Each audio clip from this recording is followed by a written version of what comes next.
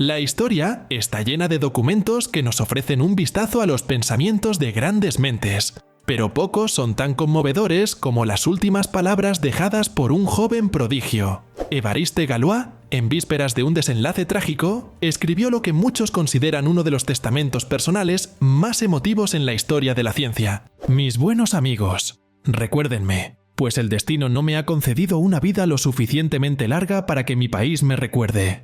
Adiós. Lo que me mantuvo vivo fue el bien público.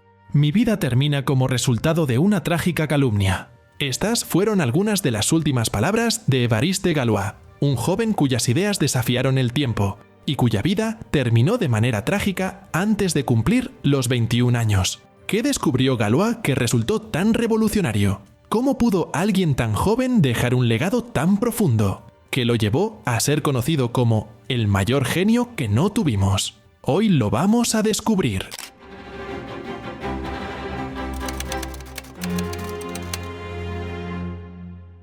Évariste Galois nació el 25 de octubre de 1811 en una Francia que respiraba el aire efervescente de la posrevolución. Su educación comenzó bajo la mirada atenta de su madre, una mujer culta y profundamente religiosa. Ella fue su primera maestra, enseñándole no solo a leer y contar, sino también inculcándole una sólida base en los estudios clásicos y religiosos. Estas primeras enseñanzas no solo sentaron los cimientos de su conocimiento, sino que también comenzaron a delinear el panorama de sus futuras luchas ideológicas. A los 12 años, esta educación en casa dio paso a las exigencias de la vida escolar en París. Galois ingresó en una escuela conocida por su estricta disciplina, que irónicamente se convertiría en un campo de batalla para sus crecientes inquietudes intelectuales y personales. A pesar de un ambiente poco estimulante, demostró una aptitud poco común para materias como latín, griego y retórica. Sin embargo, a pesar del reconocimiento, enfrentaba ciertas restricciones. El director de la escuela lo consideraba demasiado joven para los cursos avanzados que ya frecuentaba, como el de retórica. Esta visión no impedía que palabras como original, extravagante y un alumno singular aparecieran frecuentemente en sus informes escolares. Fue durante este periodo que Galois descubrió su verdadera pasión, las matemáticas. Se dice que devoró el Tratado de Geometría de Legendre, un texto complejo destinado a 2 años de estudio en tan solo 2 días. Aunque este relato pueda estar algo exagerado, resalta la profundidad y rapidez de su intelecto. Pero fue la rigidez del entorno escolar lo que, paradójicamente, catalizó su distanciamiento de las formalidades educativas y lo empujó a una búsqueda autodidacta en el campo de las matemáticas. Sin embargo, este periodo de descubrimientos matemáticos no estuvo libre de conflictos. Aunque destacaba en las materias que le interesaban, Galois se encontraba constantemente en conflicto con la administración de la escuela. Su aversión a la conformidad y su espíritu cuestionador eran vistos como signos de rebeldía por un sistema que valoraba más el orden que la innovación. Este enfrentamiento entre el joven matemático y las estructuras de poder establecidas no solo moldeó su carácter, sino que también trazó el camino que eventualmente seguiría, marcado por descubrimientos revolucionarios y desafíos constantes.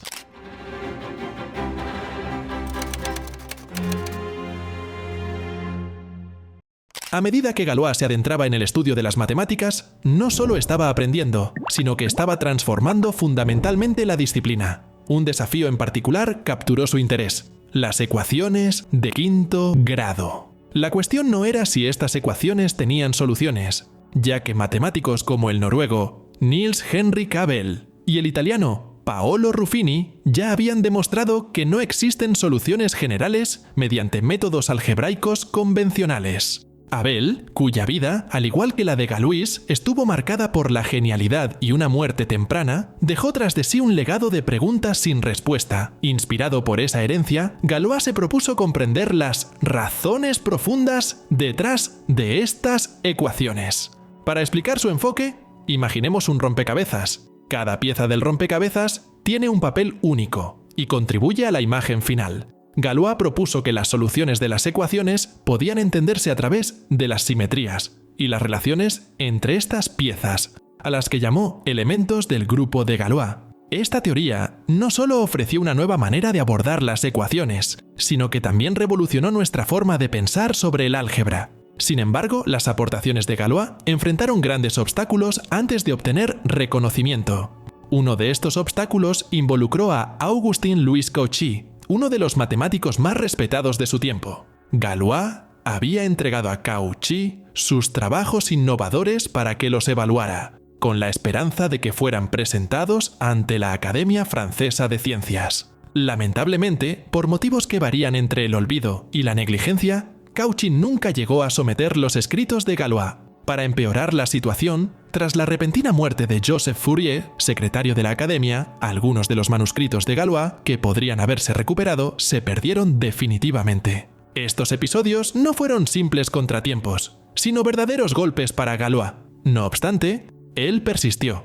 Cada rechazo y cada desafío solo reforzaban su determinación de seguir explorando y profundizando en sus ideas, que más tarde formarían la base de teorías matemáticas y científicas modernas. Mientras Galois revolucionaba el campo de las matemáticas, su vida comenzaba a reflejar las agitaciones políticas de su época. Fuera de las aulas y los estudios académicos, las calles de París se convertían en un escenario de intensos debates y luchas por cambios sociales y políticos. Las propias frustraciones de Galois ante los obstáculos en su carrera científica encontraban eco en los movimientos revolucionarios en auge, llevándolo a interesarse por cuestiones que iban más allá de los teoremas y las ecuaciones.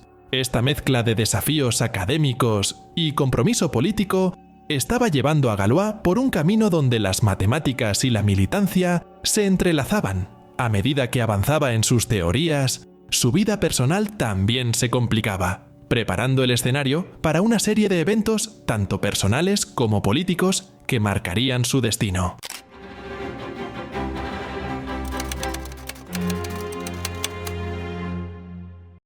La vida de Galois, tan compleja como sus ecuaciones, era igualmente turbulenta en su contexto personal y político. Después de enfrentar numerosos obstáculos en su camino académico, comenzó a involucrarse más profundamente en las agitaciones políticas que sacudían Francia. Esta nueva arena no solo reflejaba sus luchas matemáticas, sino que también las extendía, ya que Galois veía una oportunidad para aplicar sus ideales de libertad e igualdad. Su compromiso se volvió aún más personal y doloroso tras la trágica pérdida de su padre. En medio de acusaciones infundadas y una campaña difamatoria, el padre de Galois, que era alcalde de Bourg-la-Reine, se vio atrapado en un escándalo político fabricado por sus enemigos. Incapaz de soportar la presión y la deshonra, se suicidó. Este evento fue un golpe devastador para Galois, quien ya estaba enfrentando enormes desafíos. La muerte de su padre no solo profundizó su dolor, sino que también encendió su deseo de luchar contra las injusticias que veía a su alrededor. La vida política de Galois estaba llena de peligros. Con frecuencia se encontraba en la mira de las autoridades por sus actividades subversivas, su participación en la Sociedad de los Amigos del Pueblo y sus discursos encendidos le atrajeron la atención indeseada de la policía. En 1831, durante una manifestación organizada para protestar contra las injusticias del gobierno, Galois fue arrestado. Ese periodo tras las rejas estuvo marcado por reflexiones amargas sobre la sociedad y el papel que él debía desempeñar en ella. Durante su encarcelamiento, Galois experimentó momentos de profunda desesperación. Una noche, en estado de embriaguez, intentó quitarse la vida, pero fue detenido por sus compañeros de celda. En otra ocasión, confesó a un amigo que creía que moriría en un duelo por culpa de una seductora de baja clase. Estas palabras proféticas reflejaban el estado mental perturbado de Galois. Después de ser liberado de la prisión debido a una epidemia de cólera que asolaba París, Galois fue trasladado a una casa de reposo. Allí conoció a Stéphanie Dumotel, la hija del médico responsable de la casa. Las cartas intercambiadas entre ambos muestran a un joven Galois esperanzado y enamorado, pero también desilusionado por lo que parecía ser un amor no correspondido. Mientras Galois trataba de equilibrar sus pasiones políticas y personales, su vida se volvía cada vez más complicada. El continuo rechazo de sus ideas por parte de la comunidad académica y los crecientes conflictos políticos preparaban el terreno para una tragedia inevitable. Con el aumento de las tensiones políticas, las frustraciones de Galois también crecían. Cada rechazo académico y cada enfrentamiento político añadían más leña a su determinación y a su desilusión. Este torbellino de emociones y desafíos estaba llevando a Galois a un punto de ruptura, donde su pasión por las matemáticas y sus convicciones políticas chocarían con consecuencias trágicas.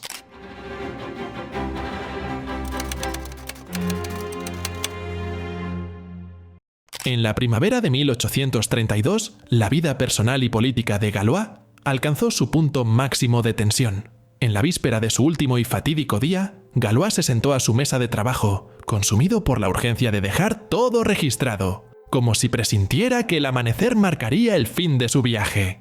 Gran parte de los eventos que rodean la muerte de Galois siguen siendo un misterio. Por lo tanto, intentaré ceñirme a lo que se sabe, lo cual se resume en 2 cartas, que hasta el día de hoy son consideradas como uno de los testimonios personales más conmovedores en la historia de la ciencia. La primera carta dice lo siguiente: muero víctima de una coqueta infame y de los 2 idiotas que ella envolvió.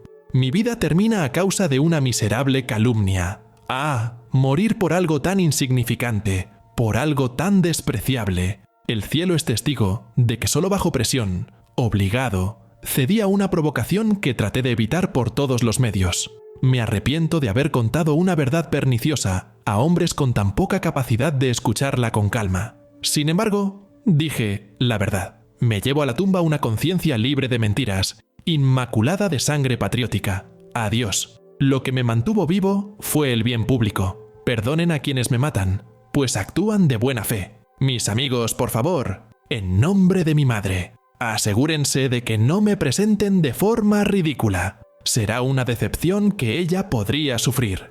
La segunda carta tenía un tono más político y estaba dirigida a sus camaradas republicanos. Galois explicaba las circunstancias que lo llevaron al duelo, enfatizando que actuaba contra su voluntad, forzado por un código de honor al que no podía ignorar. La carta decía: mis buenos amigos, fui provocado a un duelo por 2 patriotas. Mi negativa es imposible. Les ruego perdón por no haber informado a ninguno de ustedes, pero mis adversarios exigieron, por mi honor, que no informara a ningún patriota. Su tarea es simple: demostrar que luché contra mi voluntad. Es decir, después de haber agotado todos los medios de una solución conciliadora. Recuérdenme, ya que el destino no me otorgó una vida lo suficientemente larga como para que mi país me recuerde. En resumen, Galois hizo algo con o por una joven, muy probablemente Stephanie, que irritó a 2 republicanos cercanos a ella. En una discusión con Galois, lo provocaron a un duelo del que aparentemente no tuvo escapatoria. En la mañana del 30 de mayo de 1832, el trágico destino de Galois se selló. El lugar elegido para el duelo fue un campo aislado en las afueras de París, una elección que reflejaba el deseo de privacidad y quizás la gravedad del conflicto. Los detalles de ese encuentro fatal son escasos, pero se sabe que Galois y su adversario, un miembro de su propia facción política con quien tenía desavenencias personales, se enfrentaron con pistolas. Cuando los disparos resonaron en el silencio de la mañana, Galois fue gravemente herido. Llevado de urgencia a un hospital, las últimas horas de Galois estuvieron marcadas por una clara lucidez, intercalada con delirios febriles. Pasó ese tiempo haciendo anotaciones frenéticas en los márgenes de un libro, intentando registrar sus últimas ideas matemáticas, en un esfuerzo desesperado por solidificar su legado. Galois murió el 31 de mayo de 1832, a los 20 años, no solo como un matemático brillante, sino también como un mártir de la libertad.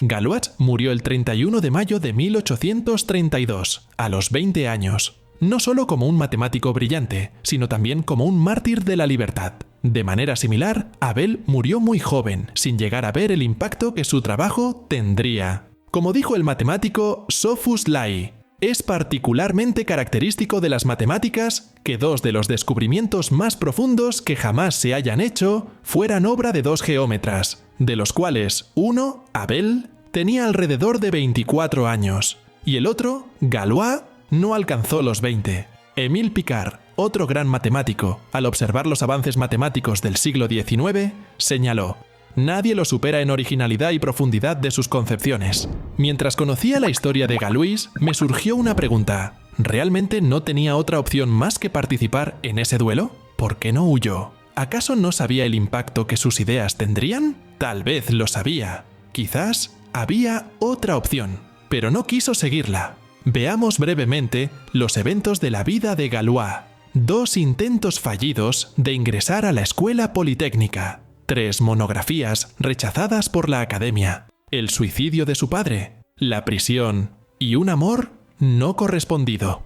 ¿Cómo criticar a alguien así por no tener grandes expectativas? Después de su muerte, los manuscritos de Galois fueron estudiados por matemáticos como Joseph Liouville, quien reconoció su genialidad y se esforzó por garantizar que sus teorías fueran publicadas y comprendidas. Liouville, junto con otros, vio el valor de las contribuciones de Galois y ayudó a que su trabajo saliera a la luz, asegurando que el mundo no olvidara al joven genio. Galois no vivió para ver la plena aceptación de sus ideas, pero su trabajo nos enseña que la verdadera innovación a menudo surge de la resistencia y el desafío a las normas establecidas. Su vida y muerte son un poderoso recordatorio de que las ideas pueden ser más duraderas que la propia vida. La historia de Galois nos ofrece valiosas lecciones sobre la persistencia y la pasión. En un mundo donde a menudo buscamos reconocimiento inmediato, su trayectoria nos recuerda que el verdadero impacto de nuestras acciones puede no ser inmediato, sino duradero. Su compromiso con las matemáticas, incluso ante enormes desafíos, nos enseña la importancia de perseguir nuestros intereses más profundos con una dedicación inquebrantable.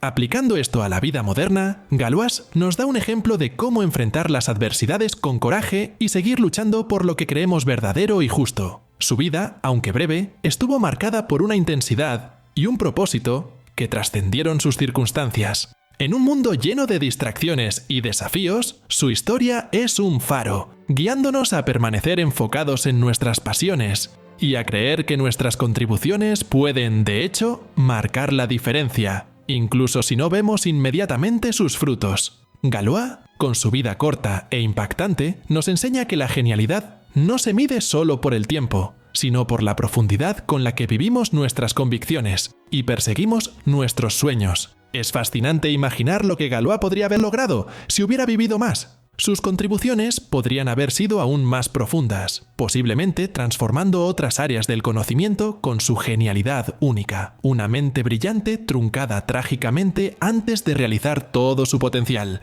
Y así, él permanece conocido como el mayor genio que no tuvimos. Recuerda, el conocimiento es la verdadera libertad. Suscríbete al canal, cuenta conmigo y sigue al Conejo Blanco.